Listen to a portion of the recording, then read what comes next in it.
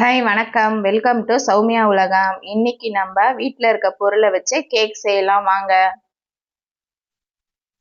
அதுக்கு ஃபர்ஸ்ட் நம்ம இந்த கேக் பேன்ல எண்ணெய், ஆயில், பட்டர் எதுவா இருந்தாலும் பரவாயில்ல, இதை கொஞ்சம் அப்ளை பண்ணிட்டு அதுக்கு மேல கொஞ்சம் மைதா மாவை தூவி இதை அப்படியே எடுத்து ஓரமா வச்சிடலாம். அப்படி இல்லைன்னா பட்டர் ஷீட் இருந்ததுன்னா அந்த பட்டர் ஷீட்டு கூட போட்டு யூஸ் பண்ணிக்கலாம். இந்த மைதா மாவை போட்டுட்டு லேசாக அப்படியே அந்த எண்ணெய் மேலேயே தூவி விட்டிங்கன்னா அப்படியே ஒட்டிக்கும். இதை அப்படியே ஓரமாக வச்சிடலாம். இப்போ நம்ம கேக்குக்கு ரெடி பண்ணிக்கலாம். இதில் வந்து ஒரு கப்பு தயிர் சேர்க்குறேன் நான். ஒரு கப்பு ஃபுல்லாக இல்லை, கொஞ்சம் 3/4 கப்பு. ஒரு கப்பு சர்க்கரை.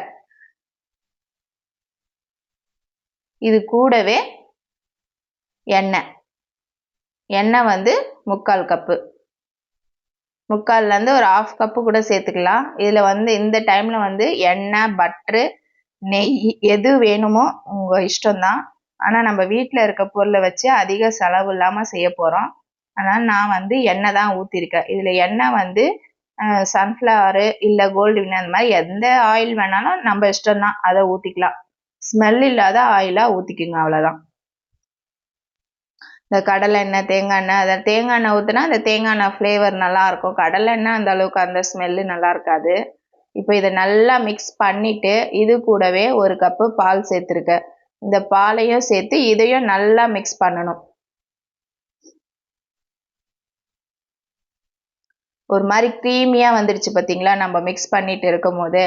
நல்லா மிக்ஸ் பண்ணியாச்சு. இப்போ இதுக்கு வந்து நான் 2 கப்பு ரவை எடுத்திருக்கேன். இப்போ எல்லாமே ஒரு கப்பு நம்ம சேர்த்துருக்கோம். ரவையும் வந்து பெருசாக இருக்கிற மாதிரி தெரிஞ்சுதுன்னா மிக்சி ஜாரில் போட்டு ஒரு ஓட்டி எடுத்துக்குங்க. கொஞ்சம் நைஸாக இருக்கிற ரவையாக எடுத்திருக்கேன் நான். 2 கப்பு ரவை. இது அப்படியே இந்த மாதிரி மிக்ஸ் பண்ணுறதுக்கு கூட முடியல, கை வலிக்கிற மாதிரி இருக்குது, ரொம்ப நேரம் மிக்ஸ் பண்ணிட்டு இருக்க மாதிரி இருக்குது அப்படின்னா மிக்சி ஜாரில் போட்டுருங்க. பெட்டர் மிக்சி ஜாரில் போட்டு எல்லாத்தையும் ஃபஸ்ட்டு நான் சொன்னது எல்லாத்தையும் மிக்சி ஜாரில் ஒரு ஓட்டிட்டு அதுக்கப்புறமா ரவையும் சேர்த்து ஒரு சுற்றி எடுத்துட்டிங்கன்னா சூப்பராக நம்மளுக்கு இந்த கேக் பேட்டர் வந்து ரெடி ஆகிடும். இது கூடவே பேக்கிங் சோடா ஒரு ஸ்பூனு சேர்த்துருக்கேன் நான். அதுக்கப்புறம் ஸ்மெல்லுக்கு வந்து நான் வெண்ணிலா எசன்ஸ் ஊற்றுறேன். இந்த வெண்ணிலா எசன்ஸ்க்கு பதில் ஏலக்காய் தூள் வந்து ஒரு சிட்டிகை போட்டு நீங்கள் மிக்ஸ் பண்ணால் கூட நல்லாயிருக்கும் அந்த ஃப்ளேவர். எசன்ஸ் வேணாம் அப்படின்னு நினைக்கிறவங்க இந்த தூளை வேணால் யூஸ் பண்ணிக்கலாம். ஏலக்காய் தூள் போட்டு பண்ணிக்கலாம். இப்போ இதை நல்லா மிக்ஸ் பண்ணியாச்சு. அந்த பேக்கிங் பவுட்ரு போட்டு எல்லா இடமும் போகிற மாதிரி நல்லா மிக்ஸ் பண்ணி கொடுத்துடணும். நல்லா மிக்ஸ் பண்ணதுக்கப்புறமா நான் வந்து இதில் திராட்சை சேர்க்குறேன். இந்த மாதிரி கியூட்டி பியூட்டி இருந்ததுன்னா அதை கூட சேருங்க. இல்லை அதை வேறு ஏதாவது நட்ஸு சேர்க்குற மாதிரி இருந்தாலும் அதுவும் சேர்த்துக்கலாம், நல்லாயிருக்கும். இப்போ நான் நிறைய செஞ்சுருக்கிறதுனால இது பாதி ஒரு டின்னில் ஊற்றிட்டு பாதி வந்து இன்னொரு டின்னில் ஊற்றிக்கிறேன் நான். இப்போ இதுக்கு வந்து கடாய் வச்சுருக்கேன்.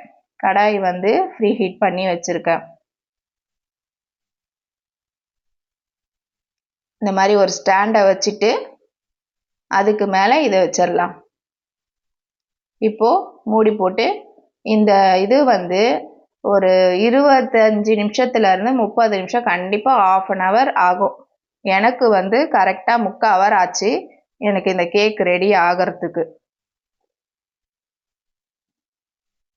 இன்னொரு இது வந்து ரெடி பண்ணி வச்சுருந்தேன். இதையே எடுத்து நான் ஒரு பக்கம் குக்கர் வச்சுருக்கேன், ஒரு பக்கம் கடாய் வச்சுருக்கேன்.